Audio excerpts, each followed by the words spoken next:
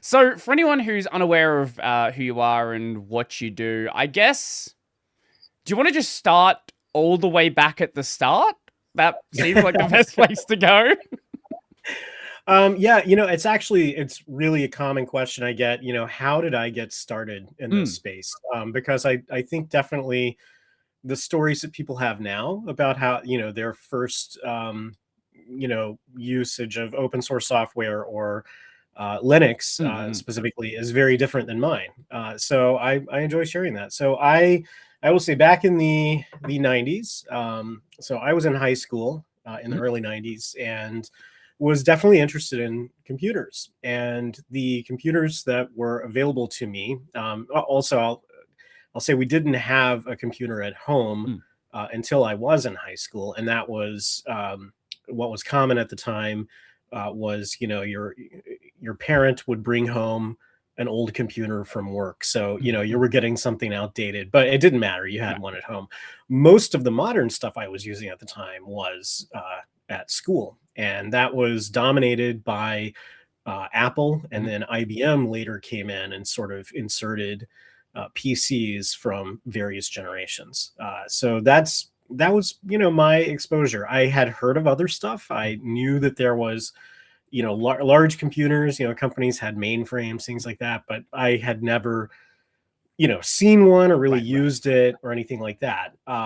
So we my friends and I we would get into programming and stuff, and we had most of the information you would get would be through just talking to Mm. people, going to bookstores and the library and finding books and kind of going from there. Books back then were kind of a key source to learn a lot of this stuff Mhm. initially, because unlike people at a university or a company, you didn't really have reliable internet connectivity at home. Right, and if you Most did people at have that an point. internet connection, what information was there really available at the time? Exactly. Yeah. At that point in time, most of the, I would say, technical stuff would be on Usenet, Mhm. which, dial-up home users weren't really exposed to. Mhm. And even then, you kind of had to be a technical user to get into that. Mhm. So in high school, I remember someone had heard about uh, Unix, Mm. and then that led to I already knew about that, but I was like, yeah, but that requires really expensive hardware. We don't have any of that. And Mhm. then someone said, no, no, no, no. I meant to say he said Linux because no one knew how to pronounce it at that Right, point. right. And so it's like, okay, I'm curious, what is this? So we head to the bookstore and we see a lot of books that are talking about this, and we have no idea of where to start, like what we didn't even know what it was, Roughly right? So what year would this have been in? for me that was 95, 96, So I about think. 2, 3 years after Slackware and Debian started? Yeah, yeah. Mhm. And at that point, uh publishing publishing these releases along with a how-to book was kind of the norm. Mm. And there was interest among publishers to do that. So that's kind of the, aside from being able to download it again, that was a thing that people at universities could do. Mm. I wasn't there yet, so it was like that. I'm getting it from a book, and the book would, they were trying to put together these books, which is how to get it set up initially. So we went through that, and I remember the three friends that I was working with. We each spent about a week trying to get our Linux set up on our system, Mm. and I was the only one that succeeded, but even with that, I didn't have dial-up support, Mm. and I didn't have sound support, and I didn't have X, but it Okay. did boot, and I was Okay. able to log in. And That's so, something. you got to start somewhere. Mhm. So that was sort of the beginnings of it, and then I went to university, and my degree is in computer science, so Unix was the norm at that point. We were doing everything on Solaris, which I had already also been exposed to in high school. Um, And so I was, and playing around with Linux, there were similarities. So everyone, was starting to put Linux on their computers. I already had that. It was sort of this halfway install, but suddenly I had access to all these people that could help me, how do I get X working? And, you just start sharing that knowledge, and pretty soon I'm just using it full time. And then you start finding, well, we'll say finding bugs or problems or something like that. And all of the notices, all the documentation, every developer is putting their email address in there. I have email now at the university, so I email people and say, hey, I found this.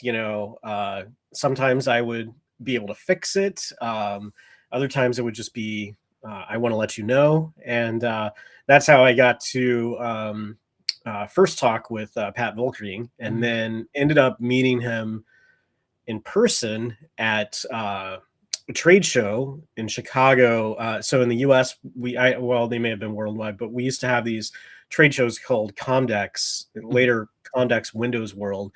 It's just a typical industry trade show. And he was there with Slackware CD sets. And, we were like, oh my gosh, this is what we're using. So that sort of started things off, and we continued talking, and that led to my involvement with Slackware. That was around, what release was that? I think it was release 3.3 maybe.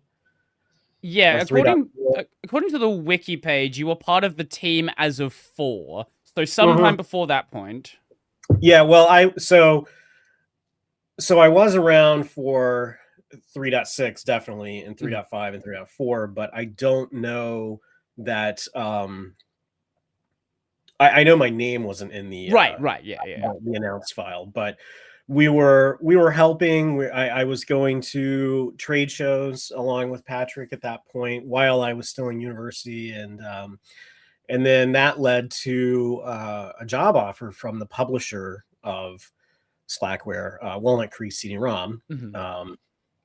Long since gone at this point, but if you were around in the 90s, you were on a modem probably, and downloading lots of data was time consuming, prone to error, and probably expensive. So it was really common to have these companies that were pressing CDs of just really anything you could download. And so Walnut Creek CD-ROM was a company that was doing that. You could buy CDs of fonts and clip art and icons, and then they had Linux Linux distributions, and they also did FreeBSD. They were the official publisher for that, and so that's why I was employed by them, as that was kind of like the home base really for Slackware at that time. And yeah, then was kind of involved in through, I think, release 7.1, and then that was early 2000s. So we had the .com fallout, and that led to, so Walnut Creek had already been through a number of acquisitions and mergers, and it was kind of a disorganized mess, in my opinion. We had a hardware company that either bought us, or we bought them, or we merged with them. I don't quite understand. BSDI did come in and acquire us. That was a commercial business selling commercial BSD Unix. And they were, I look back at that now, and that was definitely a cash grab with the .com wave, and it just didn't pan out. So we were let go because as it was getting parted out, the engineering assets, as they call it, let me see if I can remember this meeting. The engineering assets were going to Wind River, but they only wanted the BSD side of the house. So that left those of us working on Slackware. We were let go. And that was kind of the end of getting a paycheck. to work on Slackware, though the distribution obviously is open and it continued. Pat did ask me to continue working on it, but I was concerned about, now I'm no longer employed. I left university to do this. Mm-hmm. Now I'm a you little didn't end up worried. finishing it. Well, I after that I ended up going back to university to finish right. my degree. So I left like midway through. No regrets with any of the decisions. It's just I guess I wish I could have continued working on Slackware, but it was probably the right decision to just focus on school and get that finished, and then go from there. But yeah, I know I'm going through the whole story here. Let's see. So it's all good. We can jump back at any point. It's totally fine. Yeah. But so after I graduated with a degree, I worked on a number of companies before ultimately ending up at Red Hat in 2005, and I've been there ever since. And I work on I'm in engineering, and I work on Red Hat Enterprise Linux, Fedora Linux, and now CentOS Stream. So basically, the operating system products that Red Hat does, that's where I am. I've seen the company grow quite a bit since I've been there. It's definitely got a different feel than when I started, but we're still open source first, and it's really nice that you can, like, I've been able at least to carve out a career around being able to get paid to work on open source software. And this is a concept that decades and decades ago wouldn't have made sense to any company. And I think that all of the players out there, companies that have supported Linux in particular, but really all open source development, has fundamentally changed the computing industry. And that it's kind of fun to be part of that. One thing I didn't expect at this point in time was that, kind of like the number one Linux platform is probably an Android phone. And no one really knows, it's Android, it's not Linux. And when I got involved with this, the dream was, what if you didn't have to use a Windows PC? What if Linux was good enough to replace that? We don't really need that anymore. Like it's found its home elsewhere, and it's, I mean, gosh, it's on like TVs and every embedded device. You have the Android Auto as well. Right. Yeah. Of course. So like it's everywhere, and it's running, RHEL, Red Hat Enterprise Linux is everywhere. It seems, and if it's not that, then it's another Linux distribution. I mean, gone are the days of having a wide range of commercial Unix operating systems and Windows. I mean, sure, those are still out there, but they're not like at that number one position anymore. Right. So that's kind of neat. But yeah, I feel like I'm trailing off here in my thoughts. It's so good.